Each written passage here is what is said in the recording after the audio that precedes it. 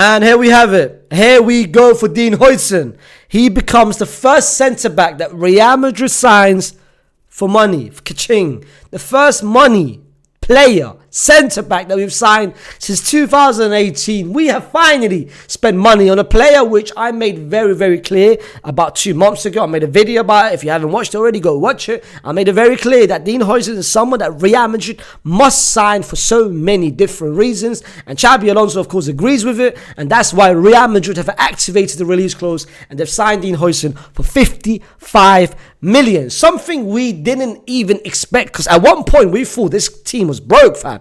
We had Madrid fans. I made a video about it. I was suspicious. I was like, bro, what's going on? But I think what's happening is Madrid always had money, but they never trusted Carlo Ancelotti with the money. That's why Carlo had no say in everything. Xabi Alonso is completely different. Xabi Alonso is coming in and basically making demands and making requests on someone that I want him and I want him. He's making so many requests. So far, he hasn't even come to Real Madrid, and we've signed 2 players, Trent and of course Dean Hoijsen. The third person is still potential, which I'll talk about in a completely different video. But as of right now, I want to talk about the video and I'll talk about why the title is called "Is Dean Hoijsen Not Good Enough?" It's not. We need more than Dean Hoijsen. Let me make it very, very clear if you guys don't already know. We need more than Dean Hoijsen.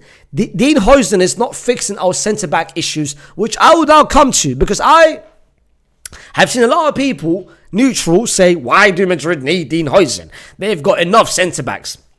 Do we? I mean, really? And we've seen Madrid fans say, finally, we have fixed our centre-back. Not really. We haven't fixed nothing, bro. And let me now address it to you why we haven't fixed anything.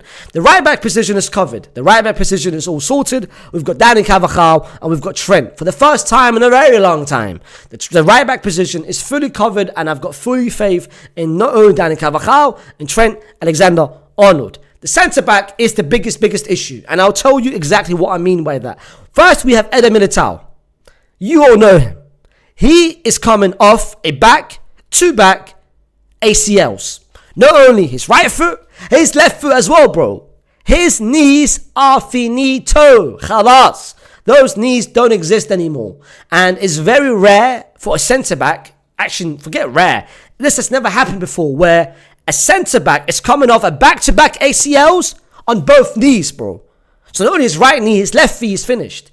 I don't think Eder Militao will ever return to the level that we saw in 2022. So Madrid should never expect him to say, all right, we're going to get that version of Militao. It's never happening, act. It will never happen. However, what Madrid is now going to portray, well, Militao is back from an injury. He's not going to be the same player. I'll be very surprised if we see 50% of Eder Militao. Trust me, I love Militao. I love what he did in 2022. But the fact that we think it's going to happen and he's going to come back, nah, bro. Back-to-back ACLs for a centre-back who relies a lot on physical speed and recovery. Ma'asalama. Long day, bro. Long day. Then we have David Alaba, who at this point, fam, is a model, fam. He should be auditioning for French walk, the French model show, talent show, whatever, fam. X Factor, British Got Talent, I don't care, bro. Get him out, bro. Get him out. But the question is, Madrid are not going to get him out. Do you know why? His wages are crazy high, bro. He's on 22 million. No club in Europe, even Saudi, fam, even China, and even America, wherever this guy's chasing the money, no one is paying 22 million on David Alaba. Who would pay in their mind? Give David Alaba 22 million a year, fam. For that reason, Madrid has got 2 options. Either they offload him and say, you know what, we'll cover half of it. Hell, you know what, we'll cover 75% of it, just take him. Or the second option, which is the most likeliest option, is they're going to wait for 1 more year, keep David Alaba for next season, and then say, when his contract finishes next season, ma'asalama, off you go. And then we have the third centre-back, which I don't even... Bro, he doesn't exist to me. This Donny is not a footballer. Let me make it very clear, and I've made it very clear before, he is not a professional footballer. This guy is an IT teacher, fam. This guy should be fixing my cables. He should be fixing and telling me where my OBS has to go, fam. He doesn't kick ball. He fixes cables and maintenance and IT technician. That's who he is, fam. Look at him. Does he look like this guy's a footballer? His name is not Jesus Vallejo, fam. His name is Ali Bassem, fam. IT technician from Egypt. That's who he is, bro. And then lastly, we have Rudiger. Rudiger has been out for a year. Out for a year. Forced him. We forced him to play. He should have been out, but we forced him to play for a year. He's just had a surgery. 2 weeks ago, that surgery has been confirmed is successful. He'll be back in August. Whether he will return to the level that he was 2 years ago or last year, I don't know. I don't know what's going to happen to Rudiger. I think and I hope he will go back to what he was before, because the surgery was successful and it wasn't a massive injury. Even though the only thing that stresses me out by it, we forced him to play for a year. So that injury has become worse and worse and worse. But thankfully, the surgery has been successful. I don't think Madrid should look at him and say, we can count on Rudiger every single day, every single week, every hour, every second. That's not the case, bro. We shouldn't look at Rudiger to play him every game moving forward. We should look at him and play, you know what? You can play 2 games, Saturday to Saturday. No midweek and Saturday and midweek and Saturday. Nah, bro. Especially at his age and physically, I don't think it's the same. And then we've got Raul, who for the past 5 months have showcased great talent, great level, and I'm sure Xabi Alonso is going to rely on him. Then we have Jacobo Ramon, who scored, of course, first Real Madrid goal. And then we've got another more talented than Raul and Jacobo, someone that Madrid had very high hopes on, and someone that if you guys go back to my pre-season video of players to watch, I mentioned him, Juan Martinez, who is literally labelled as the most talented centre-back coming out from the Castilla team in a very long time. And Madrid have got high hopes on him, but he's just coming back from an ACL, but he's still 17 years old. He's got a lot of years to come. So I've given you 6 centre-backs. The 6 centre-backs are 1, 2, 3, 4, 5 in Raul, 6 Jacobo Ramon, and 7. And now 8. You would think that's enough. Hell no. Because I've just given you the implications of my man.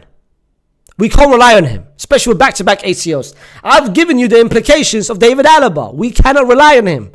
This done is finished. Ma'a salama. We've given you an IT technician, which isn't a footballer. So rather than 8, it's 7 centre-backs. We've given you Rudiger, who really and truly,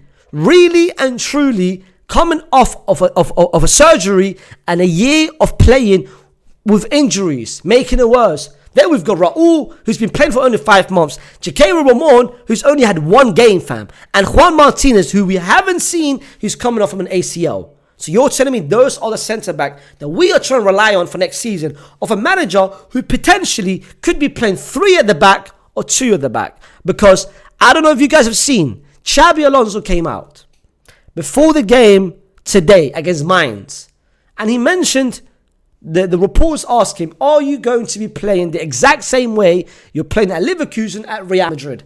He said whatever which was successful in Real Madrid at Leverkusen might not be implemented at Real Madrid. So whatever I'm doing here, I might not do there. This is just me thinking, and I'm thinking very, very open here. I don't think Xabi Alonso will be playing 5 at the back. I think he might play 4 at the back. The reports that came out last month or 2 months ago of him playing 5 centre-backs, so 3 centre-backs and wing-backs, I believed it, because that's how he's been doing for the past 2 years. But I look at the centre-back options.